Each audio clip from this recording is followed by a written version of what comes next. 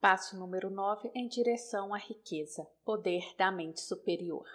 Um princípio econômico e um princípio psíquico que muito podem auxiliá-lo. O poder da mente superior irá ajudá-lo a acumular dinheiro e a manter o dinheiro sempre aumentando. O poder é essencial ao sucesso na acumulação de dinheiro. Os planos se tornam inertes e inúteis sem o poder suficiente para transformá-los em ação. Este capítulo descreverá o método pelo qual o indivíduo pode atingir e aplicar o poder. Pode-se definir o poder como conhecimento organizado e inteligentemente dirigido.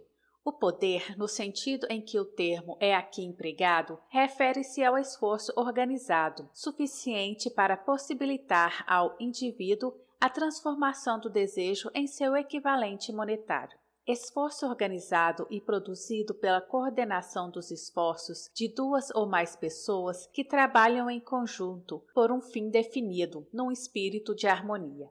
O poder é necessário para acumular dinheiro. É necessário para a retenção do dinheiro depois que foi acumulado. Vamos verificar como se pode adquirir poder. Se poder é conhecimento organizado, examinemos as fontes do conhecimento.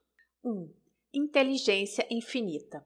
Essa fonte de conhecimento pode ser alcançada pelo processo descrito em outro capítulo, com o auxílio da imaginação criadora. 2. Experiência acumulada. A experiência acumulada do homem, ou a porção dela que está organizada e gravada, pode ser encontrada em qualquer biblioteca pública bem equipada. Parte importante dessa experiência acumulada é ensinada nas escolas públicas e universidades onde foi previamente classificada e organizada. 3. Experiência e pesquisa. No campo da ciência e em praticamente todas as outras facetas da vida, os homens se reúnem, classificam e organizam todos os dias novos fatos. Essa é a fonte para a qual nos dirigimos, quando o conhecimento não pode ser obtido através da experiência acumulada. Aqui, também, a imaginação criadora deve ser usada com frequência.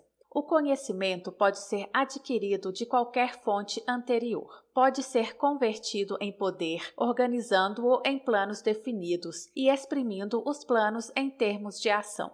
Um exame das 3 fontes mais importantes do conhecimento revelará, logo, as dificuldades que o indivíduo pode ter se depender apenas do esforço próprio, no armazenar conhecimentos e expressando-os em planos definidos, em termos de ação. Se os planos forem exequíveis, se abrangerem atividade extensiva, você deverá, normalmente, induzir os outros a cooperar com ele, antes de poder injetar-lhes o elemento necessário de poder.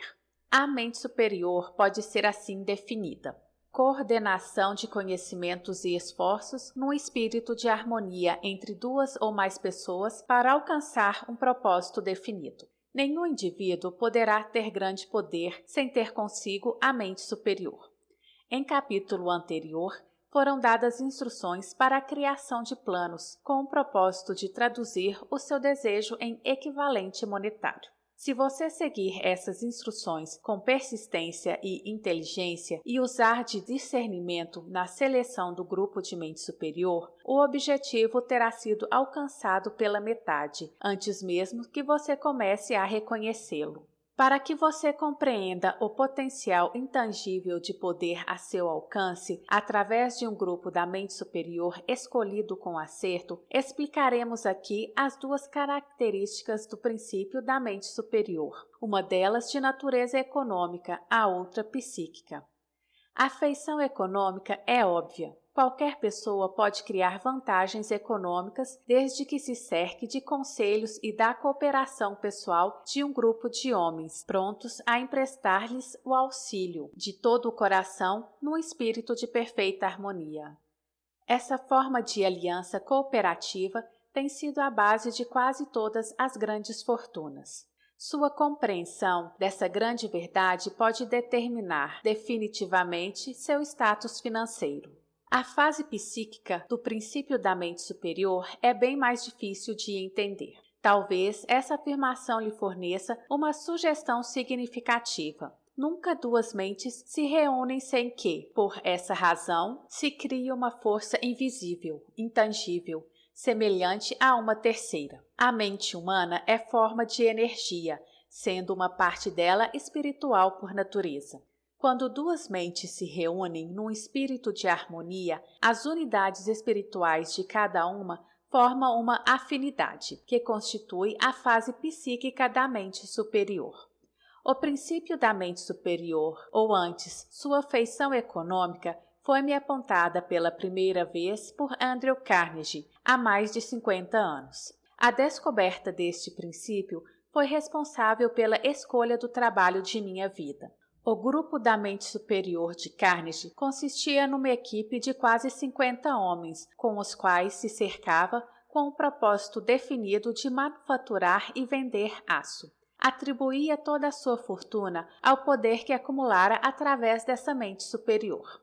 Analise os resultados de qualquer pessoa que acumulou grande fortuna e de muitos dos que acumularam fortunas modestas e verá que, consciente ou inconscientemente, empregaram o princípio da mente superior. Nenhum outro princípio poderá acumular tão grande poder. Você pode precisar de mais inteligência do que dispõe. O cérebro humano pode ser comparado a uma bateria elétrica. É fato notório que um grupo de baterias elétricas fornecerá mais energia que uma única bateria. Também se sabe que uma bateria individual fornecerá energia na proporção do número e capacidade das células que contém. O cérebro funciona de maneira semelhante. Daí o fato de alguns cérebros serem mais eficientes que outros, o que nos leva a uma afirmação significativa. Um grupo de cérebros coordenados ou ligados num espírito de harmonia fornecem mais energia de pensamento que um único cérebro, assim como um grupo de baterias elétricos fornecerá mais energia que uma única bateria. Com essa metáfora, logo se torna óbvio que o princípio da mente superior contém o segredo do poder controlado pelos homens, que se cercam de outros homens de inteligência. Daí segue outra afirmação, que conduz ainda mais perto de compreensão da fase psíquica do princípio da mente superior. Quando um grupo de cérebros individuais é coordenado e funciona em harmonia, a energia crescente gerada por essa aliança está no alcance de qualquer cérebro individual do grupo. É fato conhecido que Henry Ford começou a carreira de negócios lutando com as desvantagens da pobreza, do analfabetismo e da ignorância. É fato igualmente conhecido que, no período incrivelmente curto de 10 anos, Ford venceu essas três desvantagens e que, em 25 anos, se tornou um dos homens mais ricos dos Estados Unidos. Ligue isso ao fato de que os passos mais rápidos de Ford começaram a ser notados ao tempo em que se tornou amigo pessoal de Thomas Edison, e você começará a compreender o que a influência de uma mente sobre outra pode conseguir. Dê mais um passo adiante e considere o fato de que as mais notáveis realizações de Ford começaram ao tempo em que fez amizades com Firestone, John Burroughs, Luther Burbank, cada um deles de grande capacidade de inteligência, e terá provas de que o poder pode ser produzido através de uma aliança amistosa de inteligências. As pessoas adquirem a natureza, os hábitos e o poder de pensamento daqueles com quem se associam num espírito de simpatia e harmonia. Por essa associação com Edison, Burbank, Burroughs e Firestone, Ford acrescentou ao seu próprio poder de inteligência a soma e a substância da inteligência, da experiência, dos conhecimentos e das forças espirituais daqueles 4 homens. Além disso, apossou-se e empregou o princípio da mente superior pelo métodos de procedimentos descritos neste livro. Esse princípio está a seu alcance. Já mencionamos anteriormente Gandhi. Estudemos o método pelo qual alcançou seu estupendo poder. Pode ser explicado em poucas palavras. Chegou ao poder induzindo mais de 200 milhões de pessoas a se coordenarem num princípio de harmonia, corpo e espírito, com um propósito definido. Em resumo, Gandhi realizou um milagre, pois é milagre poder induzir, Não forçar 200 milhões de pessoas a cooperar em espírito de harmonia por qualquer espaço de tempo.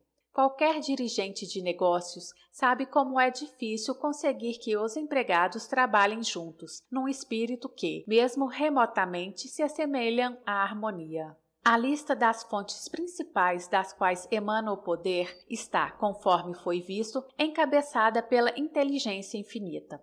Quando duas ou mais pessoas cooperam num espírito de harmonia e trabalham por um objetivo definido, colocam-se em posição, através dessa aliança, de absorver o poder diretamente do grande depósito universal da inteligência infinita.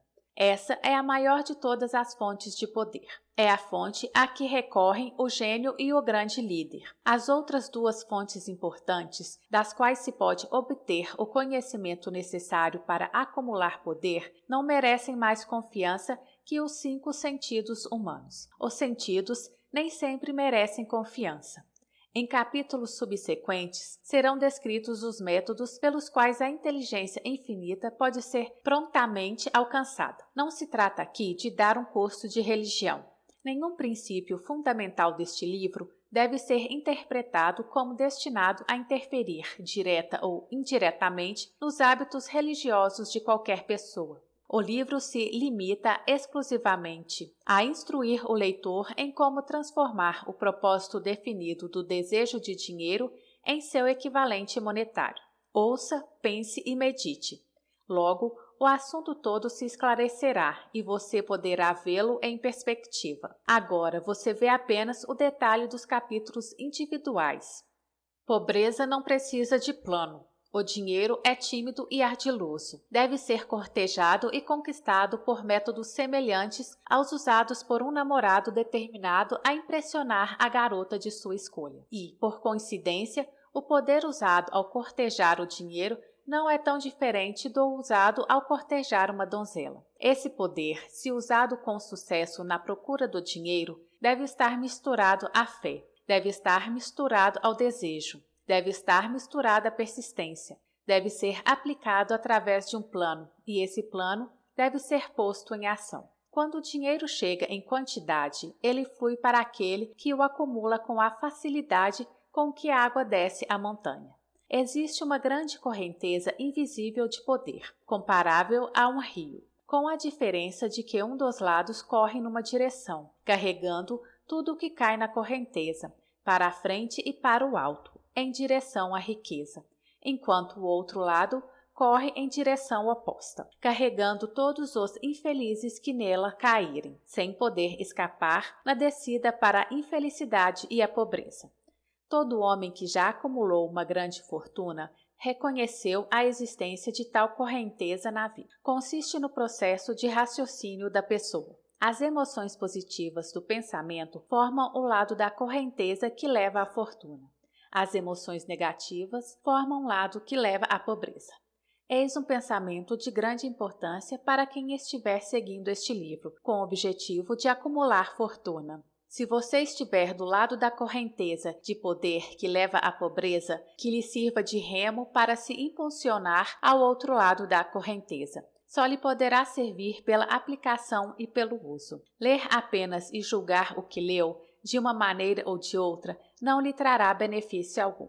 Pobreza e riqueza muitas vezes mudam de lugar. Quando a riqueza toma o lugar da pobreza, a transformação geralmente se processa por planos bem concebidos e cuidadosamente executados. A pobreza dispensa planos. Não precisa de ninguém para ajudá-la, porque é corajosa e cruel. A riqueza é tímida e medrosa, deve ser atraída. Queridos ouvintes, este foi o passo número 9 em direção à riqueza, poder da mente superior. Se você gostou do áudio, se inscreva no canal e ative o sininho para ser avisado dos próximos capítulos. Gratidão, minha voz, sua voz.